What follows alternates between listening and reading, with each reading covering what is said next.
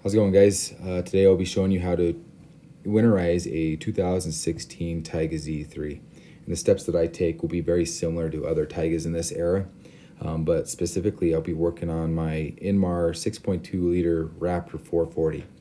The differences will be where you drain the manifold. There may be one or two different points. I have one point that come together, and I'll show you the locations of where you'd find it if you don't have it. The first step that I take is to fill the gas tank completely full, eliminating air, which equals condensation, which equals water in the gas, and that's not a good thing. I then stabilize the fuel. If you look on the back of the instructions, one fluid ounce treats up to 2.5 gallons, and I have a 57-gallon tank, so I put just under 23 fluid ounces of stabilizer in. Okay, so once that is completed, then we're going to focus on removing all the raw water from the motor. This here is a cut from the owner's manual showing that there are 4 different drain points or locations of the motor that need to be drained. Typically that would mean that there are 4 bolts or plugs that need to be pulled, and that's the case with my motor, but there will be a circumstance where there might be a 5th that need to be pulled, and I'll explain that. For the purposes of orientation, this here is the front of the boat pointing forward, and the first thing we're going to focus on draining is the V-drive drain plug. So to access the V-drive, open up the hatch here. You can see that the hatch doesn't go all the way back, and there is a kickstand that'll hold that up, but I don't like to use it. I like to maximize the amount of workspace that I have. So I move the driver's seat forward and then try that hatch again, and this actually, the hatch leans up against the driver's seat, giving you plenty of space. Once you have access to the motor, the first thing you kind of recognize is the actual V-drive here. Just below the actual shaft, there is a bolt. It takes a 1 1/16 inch socket. You remove that, and water will start to drain from your motor. That's the first step. Now once I get a bolt or plug out, let it drain, I leave them out and return them when I'm completely done with the whole process. Some people will take them out and store them throughout the winter and then return them back when it's springtime, but I don't want to mess with that. I want to clean the boat and get out on the lake in the spring. So there's no real order in which you have to do this, but the next thing I'm focusing on are the manifolds. With my particular model, I have a crossover hose, and the drain plug for the crossover hose is towards the front, just to the side of the V-drive. So here are the manifolds. There's one on each side of the motor. They actually sit pretty low in the engine compartment, and you have to kind of get down low to see them. But there's a brass fitting right where my arrow is if you don't have this crossover hose. I'll explain it a little bit more. But if you have this crossover hose, it brings all the water to the front to this drain point here.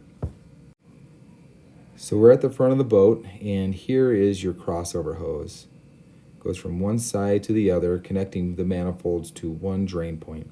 If you move to the left side or the port side of the boat, you'll see this blue drain plug. It's plastic. You unscrew that with your fingers, and a bunch of water will come out. Now, if you're wondering, I do have a lot of standing water. Over the week, we received a lot of rainwater. It got into the boat, and the boat sits at an angle. It hasn't been able to drain yet, but I'll get it put out, get it all drained out here when I'm all done.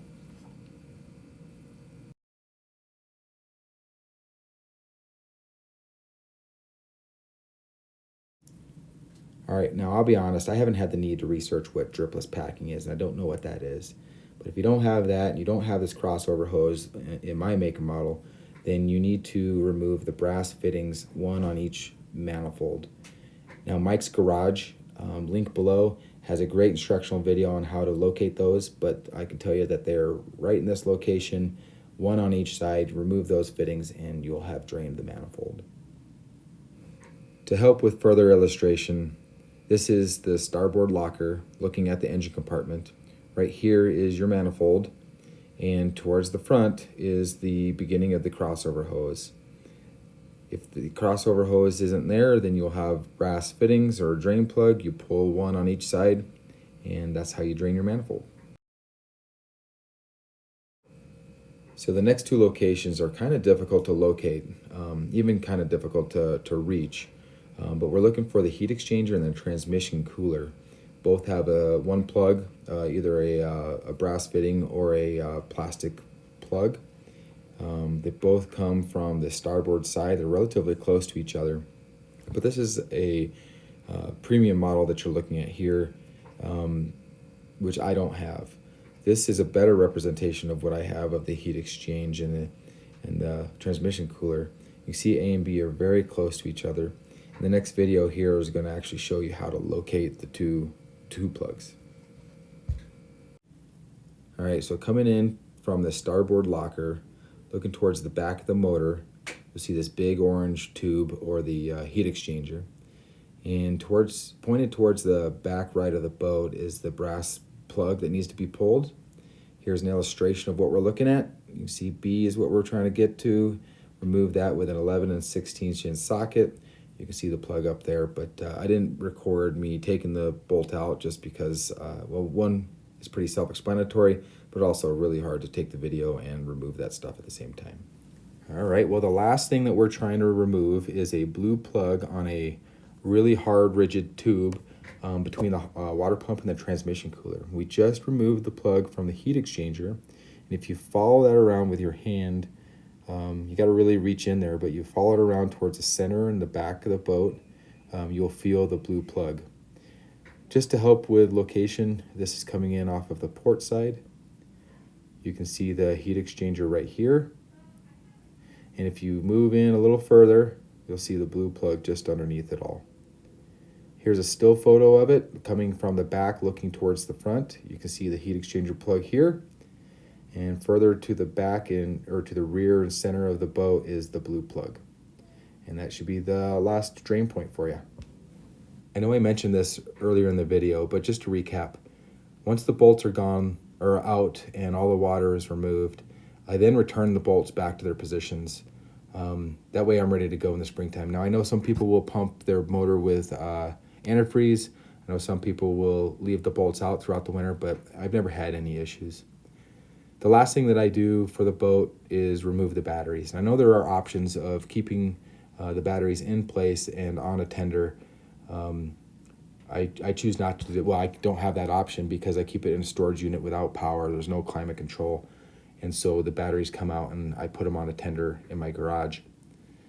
As I remove all the wires from each terminal, I then connect the wires together based on the terminal they came off of, so that come springtime I'm putting the batteries back in. I don't have to mess or have any confusion on where those wires go. And with that is the end of this DIY video, and I hope the video helped others figure out how to do it yourself. Just so you know, this is a 1 of 2 step process that I take every fall.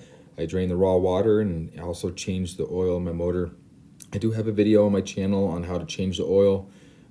It's not terribly difficult, but I can take you step by step on how to do that. I do not change the impeller. I pay somebody to do that because that is a royal pain in the butt.